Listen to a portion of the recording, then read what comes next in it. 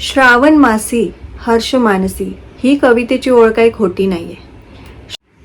म्हणजे डाएटला अक्षरशः सुट्टी असते. हे बघा इथे ना आता गुळ असा छान मेल्ट व्हायला लागलाय आणि छान यायला आता पाणी सुटायला लागलंय.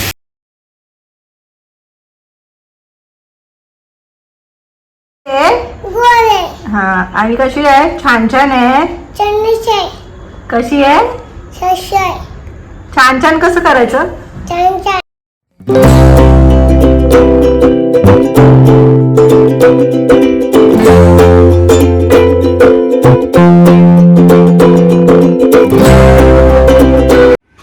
नमस्कार मंडळी, मी प्रिया तुमचं माझ्या चॅनेलवर खूप खूप स्वागत करत आहे. श्रावण मासी हर्ष मानसी ही कवितेची ओळ काही खोटी नाही आहे. श्रावण महिना आला म्हटलं की सणावारांची रेलसेल ही सुरू होते. नागपंचमीपासून सुरू होते ती थेट दिवाळी होऊनच संपते. श्रावण महिना म्हटलं की सगळीकडे उत्साहाचं वातावरण असतं. नातेवाईकांच्या गाठीबिटी होतात.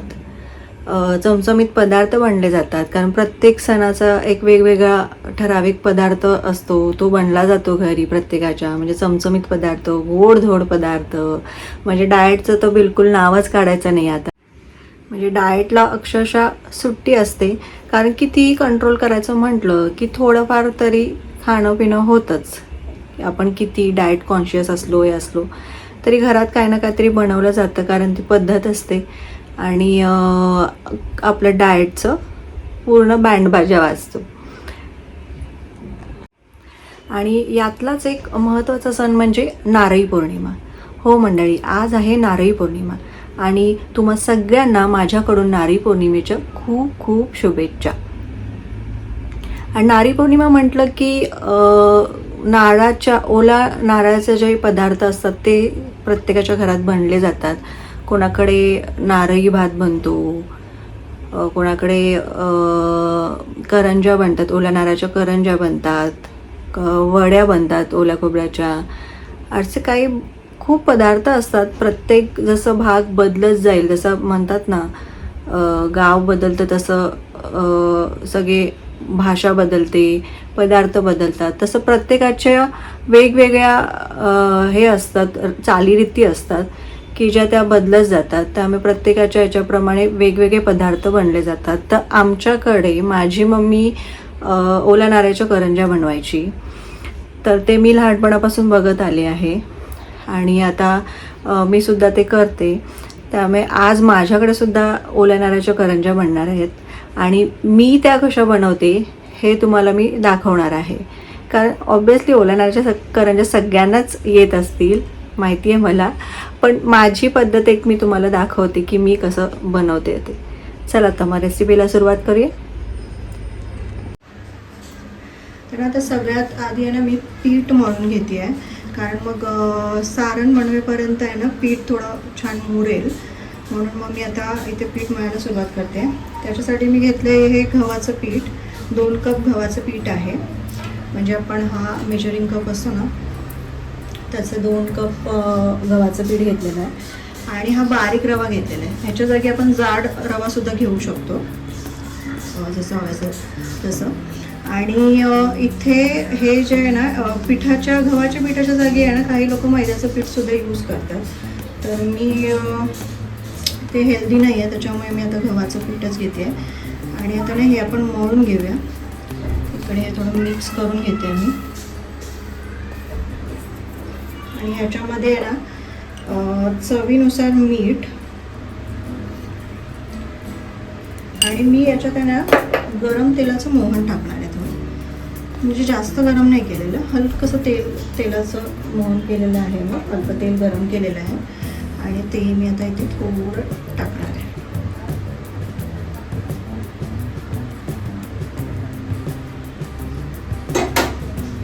छान आता मळून घेऊया आपण. आणि हे जे पीठ आहे ना ते असं पातळ नाही मळायचं, थोडं घट्टसरच मळायचं, कारण आपल्याला ते त्याच्या आतमध्ये सारण हे करायचं ना, भरायचं ना, त्याच्यामुळे मग ते फुटू शकतं जर पातळ हे केलं तर. त्यामुळे अशी जरा जाडसरच कणिक मळून घ्यायची.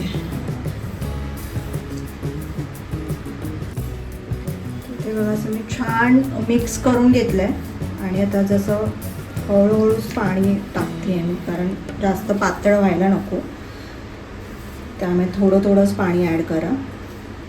तर मी आता हे छान मळून घेते आणि मग तुम्हाला दाखवते. हे बघा मी आहे ना असं जाडसरच अशी कणिक मळून घेतलेली आहे आणि आता मी काय करते, थोडंसं याच्यावरती तेल लावते. हे जे आपलं उरलेलं होतं ना थोडं, ते पुसून घ्यायचं असं, कारण मग वाया नाही घालवायची कुठली गोष्ट.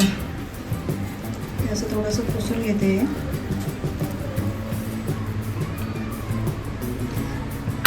आणि थोडंसं आपलं यातलं हे ॲड करते. मी रवा याच्यात का घातला माहिती आहे का, कारण थोडं रव्याने ना खुसखुशीत होते करंज्या आपल्या. आपण पुरीच्या पिठामध्ये सुद्धा रवा घालतो ना. आणि प्लीज बॅकग्राऊंडला बनूचा आवाज येतोय, तो इकडे असं मध्ये मध्ये येतोय, बघतोय मी काय करते ते. हे बघा असं छान मळून झालेलं आहे आणि अजून थोडंसं ते मुरल्यानंतर अजून मऊ होईलच. आणि आता आपण याला झाकून ठेवूया आणि आता आपण सारणाची तयारी करूया. आणि इथे मी कढई ठेवलेली आहे आणि याच्यात टाकते मी थोडंसं तूप आणि मला इथे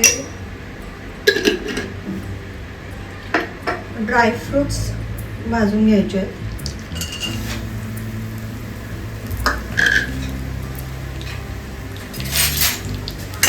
थोडंसं ना आधी तुपावरती परतून घेते. एवढं असं छान मी त्याला तुपामध्ये ना परतून घेते आणि मी गॅस आता बंद करते, कारण मग ते जळायला नको. आणि आता ना माझ्याकडे इथे फक्त बदाम आणि पिस्ताच आहे, काजू माझ्याकडे संपले आहेत आणि मनुका पण संपले, तर मनुका रोज बनवून खातो. आणि याच्यात असं ना मी थोडी खसखस टाकणार आहे आणि ती सुद्धा अशी तुपामध्ये परतून घेते. आणि ना आता इथे त्याच कढईमध्ये आहे ना मी अजून थोडंसं तूप घेते आहे. आपल्याला ना याच्यामध्ये आता खोबरं भाजून घ्यायचं, ओलं खोबरं. असं खोबरं किसून घेतलेलं आहे. इथे ना मी हे खोबरं, ओलं खोबरं छान तुपामध्ये असं परतून घेते आणि थोडं त्याच्यात ना ओलसरपणा जाईपर्यंतच आपल्याला ते भाजून घ्यायचं. असं खाली लागलं नाही पाहिजे, अगदी मंद आचेवरती भाजून घ्यायचं. आणि आता हे दिसतं तुम्हाला, हे ना असं कोरडं झालेलं आहे, आता पाण्याचं प्रमाण कमी झालेलं आहे.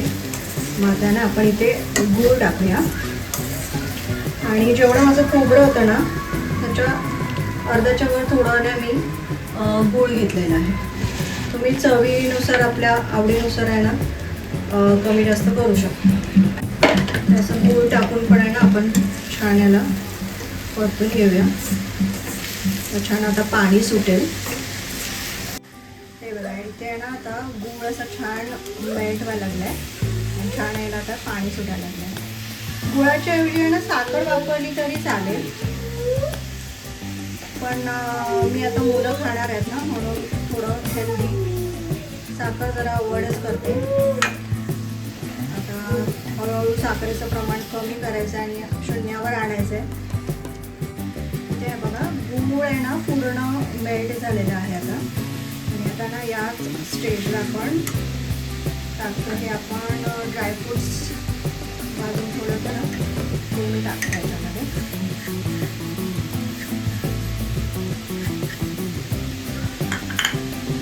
आणि ही वेलची पावडर.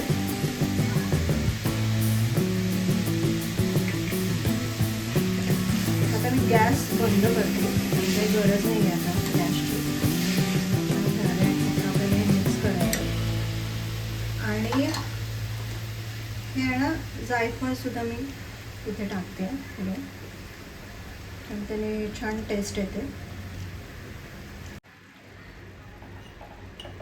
आणि जायफळीनंतर आहे ना मी थोडंसं अगदी चिमूटभर आहे ना मीठ टाकते, एवढंच. कारण असं म्हणतात की कुठल्याही गोड पदार्थामध्ये ना हलकं मीठ टाकावं, म्हणजे त्याची चव अजून वाढते. तर त्याने आपण असं छान मिक्स करून घेऊया. आणि याला ना थंड होऊ दे आता, मग आपण करंज्या बनवायला घेऊया. आणि तोपर्यंत ना आता आपण बनू काय करतो ते बघूया. आणि हा बघा बनू. बनू हाय कर. काय करत होता तू एवढा वेळ? काय करत होता? काय नाही करत होता? हां, काय नाही करत होता तू? थोडा बिचारा एकटाच बसलाय, कारण त्याची दीदी पण गेली आहे खाली खेळायला.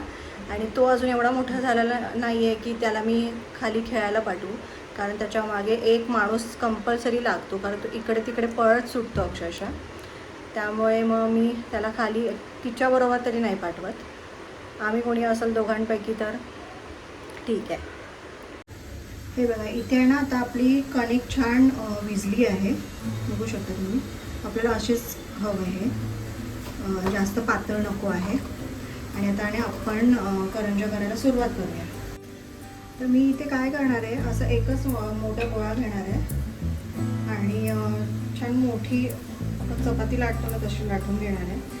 जास्त पातळ नाही लाटायचं, थोडं जाडसरच ठेवायचं आहे, कारण आपल्याला त्यात सारण भरायचं आहे.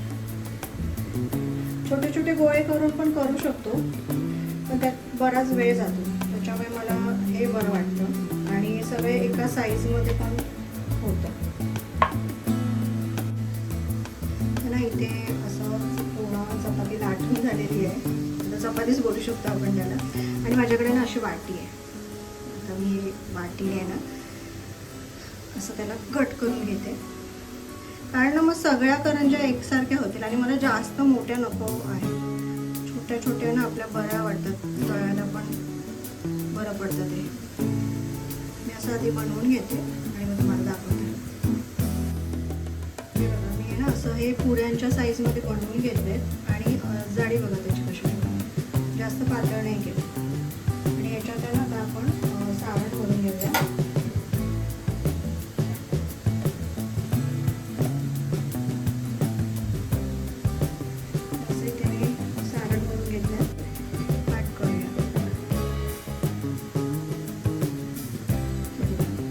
असं ना दाबून घ्यायचं याला,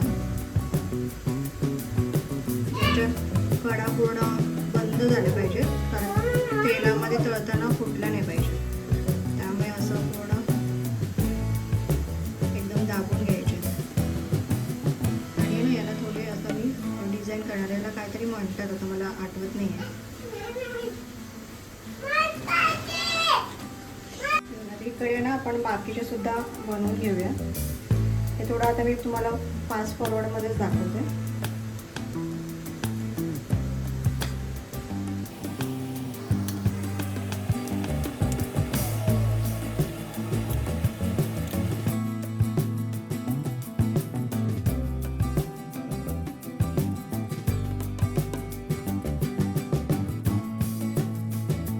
इथे बघू शकता तुम्ही, या सगळ्या करंज्या मी रेडी करून घेतलेल्या आहेत. आणि आता मी एवढाच बनवते आणि या तळाला घेते आणि बाकीच्या मी नंतर बनवून घेते. करंज्या बनवताना आहे ना मी एकीकडे असं तेल पण तापत ठेवलं होतं. आता तेल चांगलं तापलेलं आहे. आणि हा ॲक्च्युअली ना बिडाचा तवा आहे भाकरीचा. मी कढई नाही ठेवली आहे, मुद्दामून नाही ठेवली आहे, कारण कढईमध्ये जरा जास्त तेल ओतावं लागतं आणि हे आपलं बरं पडतं, थोड्याशा तेलामध्ये होऊन जातं. मी आहे ना आता इथे करंजी करते, टाकते तेलामध्ये आणि छान आहे ना आपण थोडा गोल्डन सोनेरी रंग येईपर्यंत आहे ना आपण फ्राय करून घेऊ. हे बघा आपण हे टाकलेलं ना, रवा टाकलेला, त्याच्यामुळे बघा किती छान फुलदार. हे बघा मी आता ना असं हे सगळ्याच तेलामध्ये तळून घेते छान.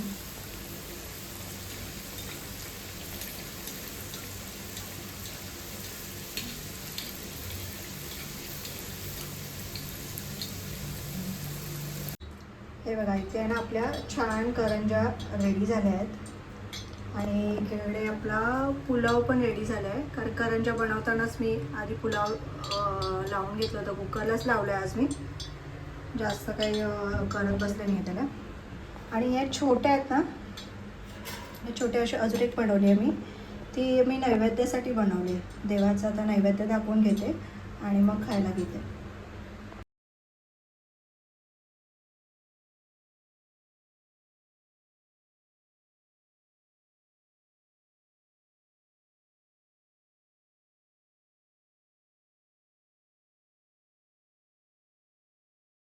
ही छोटी करंजी मी नैवेद्यासाठी बनवलेली ना, ती आता मी बनवला देते. कारण मला माहिती होतं मी बनवला अशी म्हणून छोटी बनवली होती, त्याला आवडेल म्हणून. असं आता बघू, त्याने असं आधी काही खाल्लेलं नाही आहे ही करंजी, कारण तो झाल्यानंतर फर्स्ट टाईमच बनवते आम्ही.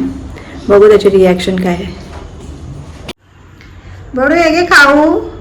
दर काय येते, काय आहे? करंजी. करंजी. Very good. आता येतंय ना बाबूला सगळं माझ्या बोलायला? हा, काय आहे बाबू ते? करंजी. कशी आहे?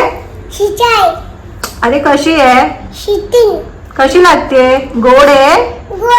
हा, आणि कशी आहे? छान छान आहे? कशी आहे? छान छान कसं करायचं? असं नाही, असं असं. छान छान. खा खा बघू. मस्त आहे. Very good. आवडली तुला? हो, आवडलं. करंजी आवडली. मला दे. मला दे ना. नाही नाही, तू खा खा.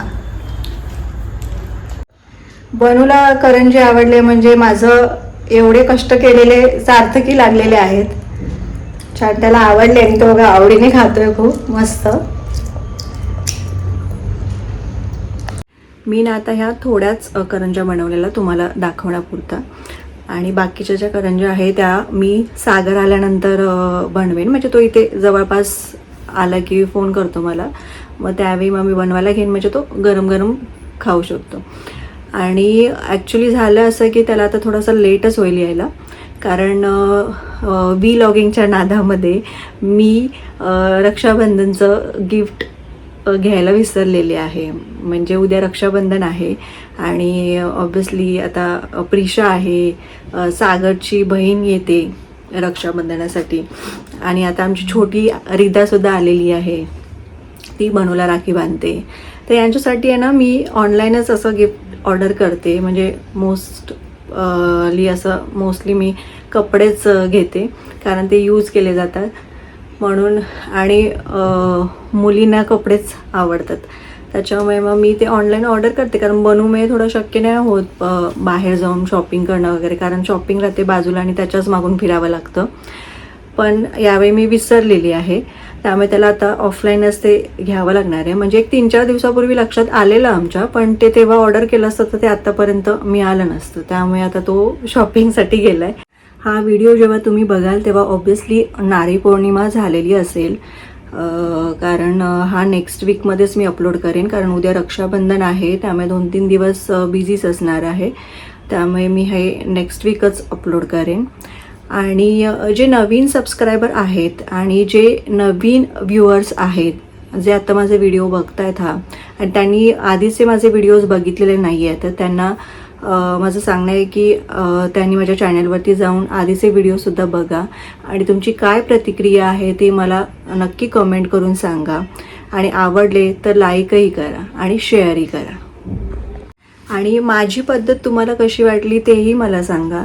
आणि त्यात जर अजून काही म्हणजे तुम्हाला वाटत असेल की हे घातलं पाहिजे, ते घातलं पाहिजे, अजून म्हणजे चविष्ट होऊ शकतात असं बनवलं तर तसंही मला तुम्ही कमेंट करून सांगा, की मी पुढच्या वेळी त्या गोष्टी लक्षात ठेवेन नक्की, आणि तसंच बनवायचा प्रयत्न करेन. आणि तुम्ही कोणत्या भागातून हा व्हिडिओ बघताय आणि तुमच्याकडे काय पद्धत आहे, की तुमच्याकडे नारळी पौर्णिमेला काय बनलं जातं, हे मला प्लीज कमेंट करून सांगा. म्हणजे मलाही कळेल की कोणत्या भागात काय बनतं आहे, की कोणता पदार्थ बनवला जातो. त्यामुळे प्लीज मला कमेंट करून सांगा की तुमच्याकडे काय बनतं. आणि अजूनही तुम्ही चॅनलला सबस्क्राईब केलं नसेल तर पहिले जाऊन सबस्क्राईब करा, म्हणजे तुम्हाला माझ्या सगळ्या व्हिडिओचे नोटिफिकेशन्स मिळतील. आणि आज इथेच थांबूया, भेटूया पुन्हा एका नवीन ब्लॉगसोबत. तोपर्यंत मजेत राहा, हेल्दी राहा, स्वतःची काळजी घेत राहा. जय महाराष्ट्र.